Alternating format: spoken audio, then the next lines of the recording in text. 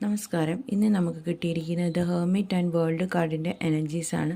നിങ്ങളിപ്പോൾ ഒരു സ്പിരിച്വൽ ജേണിയിലൂടെ കടന്നു പോകുന്ന വ്യക്തിയാണെന്ന് സൂചിപ്പിക്കുന്നുണ്ട്. നിങ്ങളുടെ ജീവിതത്തിലുണ്ടായിട്ടുള്ള ഏതൊക്കെയോ വിഷമഘട്ടങ്ങളിലൂടെ നിങ്ങളിപ്പോൾ ഒരു സ്പിരിച്വൽ ജേണിയിലെത്തി നിൽക്കുകയാണ്. നിങ്ങൾ കൂടുതൽ മെഡിറ്റേഷൻ ചെയ്യുന്നുണ്ടാവും, ഒരുപാട് പ്രാർത്ഥനകൾ ചെയ്യുന്നുണ്ടാവും, മറ്റുള്ളവരിൽ നിന്നും വ്യത്യസ്തമായിട്ട് ഐസൊലേറ്റായിട്ട് ജീവിക്കുന്ന ഒരു വ്യക്തിയായിട്ട് സൂചിപ്പിക്കുന്നുണ്ട്. നിങ്ങളിപ്പോൾ നിങ്ങളിൽ തന്നെ ഒരു ആത്മപരിശോധന നടത്തിക്കൊണ്ടിരിക്കുന്ന ഒരു സമയമാണ്, ഒരു സെൽഫ് അസസ്മെൻറ്റ് നടത്തുന്ന ഒരു സമയമായിട്ട് സൂചിപ്പിക്കുന്നുണ്ട്.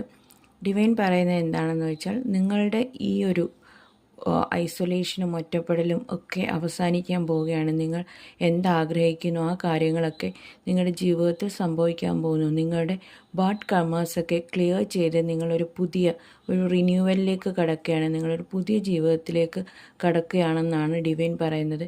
ഈ സമയത്ത് നിങ്ങളൊരു വിദേശ യാത്ര ആഗ്രഹിക്കുന്നുണ്ടെങ്കിൽ തീർച്ചയായിട്ടും അത് നടക്കാനുള്ള സാധ്യതയുണ്ട് എന്നാണ് ഡിവൈൻ പറയുന്നത്. Thank you. God bless you.